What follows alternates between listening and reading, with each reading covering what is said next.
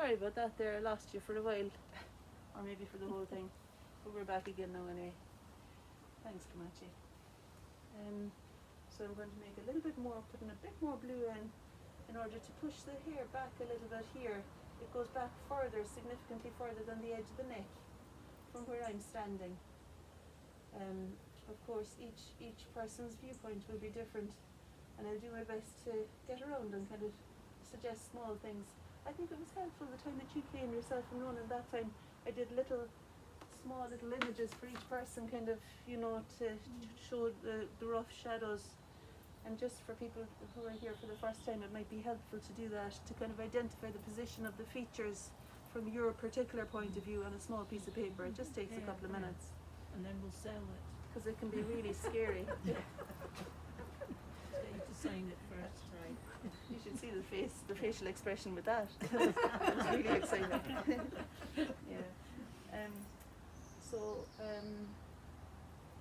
So don't be worried, because I know you two are maybe for the first time here, and it's really quite a big deal, all of these big brushes and not drawing first, and it's kind of petrifying, isn't it? For the Yes, first time. it is. Yeah, everybody remembers Yeah, that. always. So, and to be honest, I'm no stranger to that petrification myself. Still, you know, showing up at the white sheet is already quite a nerve-wracking thing. Jesus. Could I get onto the nose and stuff? Would it be alright with you if I do a little bit more of a demonstration just now? Is that okay? Yeah. And then later on, of course, I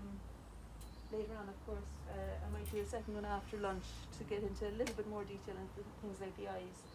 However, Evie, you're set up there if you wanted to start, because I know you've seen this enough times. It's up to you. Well, I don't mind. Will the pose be the set same? myself up anyway. I suppose the pose will be the same, yeah. Okay, so I put the. It's up to you. I mean, I'm not hunting you away or anything. But I can see you've got ants in your pants probably to start, have you? Not really. Oh, sit down, so. Ants in my pants, but not necessarily. Okay. Sit down there, so, and tolerate the rest. I'm wet. Cold water there. Actually, Komachi, are you okay? Yeah, I great. thought I was being banished there. Oh, no. It's all right. I Far don't from mind. it. Doesn't bother me I at know all. you to be such a sensitive soul, like. Okay, so I'm bringing the hair down a bit further on this side. It's lower down than the hair is on that side. So, we do that. Bring it down a little bit lower on that side. Okay, and then what I was doing earlier was wiping this off so that we could put in some kind of skin color to gradually work up to placing to positioning the features. And I'm going to go back and use again, I think, the cadmium red and the sap green. It's just a kind of a handy way for me to get a skin color going. But if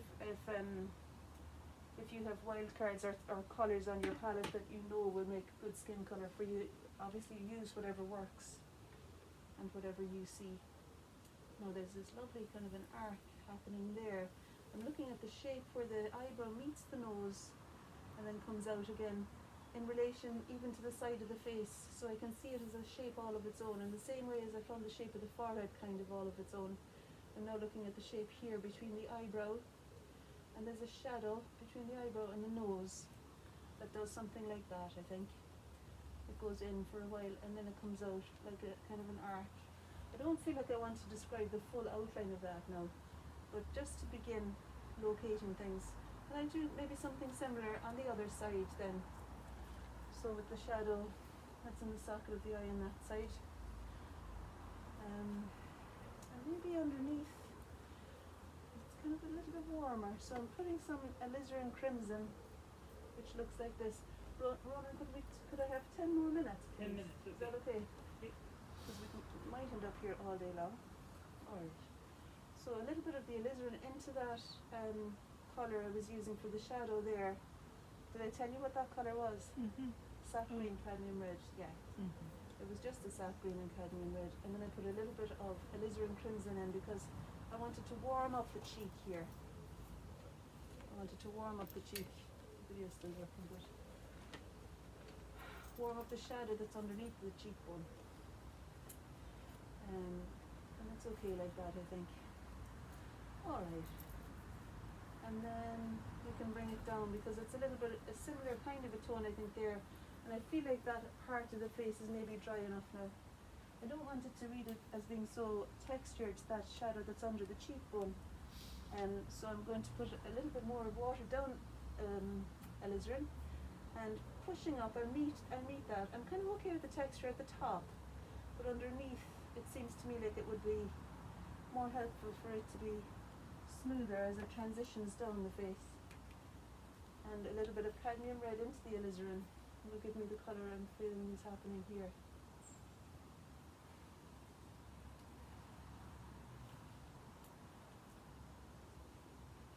I'm sure I could put a touch there maybe as well, although it looks a bit strange being so symmetrical. Let's use that one. Okay. Now with my eyes half closed, I'm noticing that there's maybe a little bit of a shadow that's attached to the underside of the nose there. And there's the C shape, of course, where the nose meets the cheek, which is into the eyebrow. Well, that was a very helpful little dot that happened. And also looking at the distance between the eyebrow and the chin. Eyebrow and the chin, the nose is about halfway, maybe slightly higher up. Let's do that. And then we find the position of the nostril, which is directly below that eyebrow, I think. Just getting the general direction of it. I suppose I could do the smaller brush there. So getting the general direction of that. And if I was to continue the nostril, it would keep shooting up and cut through there maybe. The corner of the turn in the eyebrow. And the other one will be a little bit lower down and about central to that bit of skin between the eyebrows. And you know that little bit of that line there is not helping. So I'm going to lift that line off. And you get a clean bit of paper towel. And just by wetting it, you can kind of lift it off. Okay. And I want to put in a bit of shadow surrounding those nostrils now, so that wherever I can see the shadow, a little bit there, and of course it was wet, wasn't it? So it's going to bleed, so I just lift that off there. Under the spherical end of the nose there's this little bit of shadow that's different from the nostril colour. It's okay for now, I think. Very often you might find that you have to tolerate something not feeling all right and leave it alone to dry and come back to it later. Often. Very often, yeah. Okay. I really find that that's really the painting process, actually. Knowing what to leave alone. And then there's the bend in this eyebrow. I want to put that in so that I can locate the corner of the mouth in relation to it. Something tells me too I could do with extending over here a little bit, getting the hair that's underneath the ear there, and just standing back. And I would recommend that you use the runway behind you as much as you can. Stand back regularly. Back there. There's little bits of dancing kind of shadows in the midst of the flowers and the hair there that might be lightly indicated with something. And you can kind of judge what you think the colour would be. I mean, they're white, but there is a kind of in my view, there's some sort of viridian and alizarin thing happening there. Or maybe it's cerulean blue. So the viridian blue looks like that, and the cerulean blue looks like that. I think it's something like that I'm seeing in the white, because the marquee is white and the flowers are standing in front of it, being slightly darker. And I think this is a helpful colour to use for that. Okay. And it just feels like I wanted to extend to start working out the way. You know, as soon as you're working in convoluted bits of the features, you'll be inclined to do something general somewhere else. So I think the creative process, sometimes people talk about spiraling in and spiraling out. So you find yourself doing a particular thing and then moving to the general. And so I felt that I needed to extend Komachi's face a little bit over to the left there. The ear hasn't yet really been established fully. And I think it's a helpful thing to put in that ear. And you'll find that things like the nose and the ear might end up being warmer in tone, or at least it seems to be a helpful thing to paint them with slightly warmer tones. Okay, let's do something more to anchor the nose down on this side. Alright, and now I think I'll just do something in the body for a minute, just give myself a bit of a break. Let's see, yeah. So it looks like this kimono is a lovely ultramarine blue, and maybe a touch of alizarin. And what I'd like to do is find the direction of the shoulder, so it goes this way for a while. I'm looking at the shape of the space between the ear, the neck, and the collar. And the collar stops going that way and starts going that way, further out than the hair. So the collar is going to do something like this. Let me see too where it might enter and exit. I think it might enter and exit the face about there, just above the nostril. So outside there we are.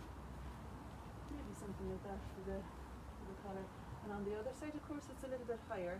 So on a horizontal, the collar meets the face higher up on this side. About there. I'm going to eat into the face a little bit because I think it needed to come in a touch to work with that eyebrow. And then I'm going to locate the other angle of the shoulder on that side. There's something like that maybe. Okay, and then anything that describes the cross section of the body is useful. So let's see if we can find the movement of the collar there as it wraps around.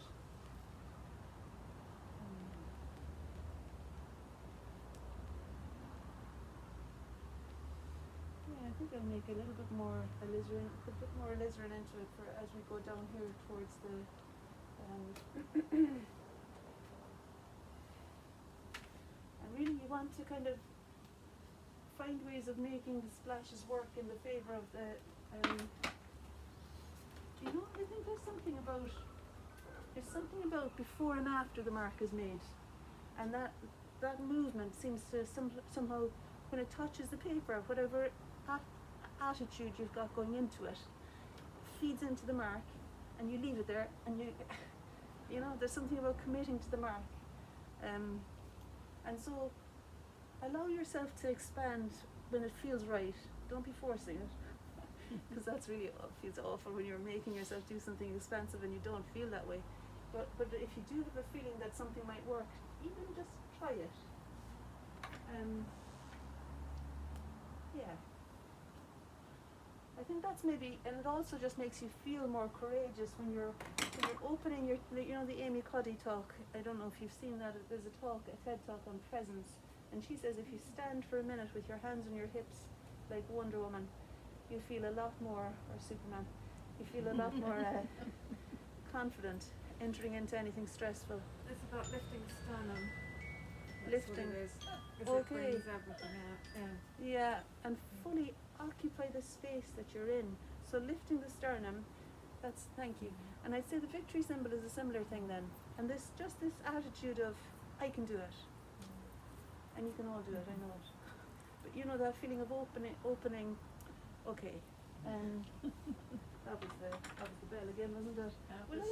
I think I'll just leave it now. I think that's enough. I wanted to say that because I think the splashes there were thanks very much, Komachi, thank you. I wanted to say about the movement thing, because I think those splashes came, it wasn't just like, fuck it. It's more like, okay, I know the direction, I've worked up to it, I know the direction I'm aiming for here, and that's it, and that's it again. So, feel your way into this. It's like driving a car for me. I'm able to use the gear stick now. So don't feel like you suddenly have to be able to use these brushes, although I think they will make you feel bold. They give you a feeling of courage, I reckon.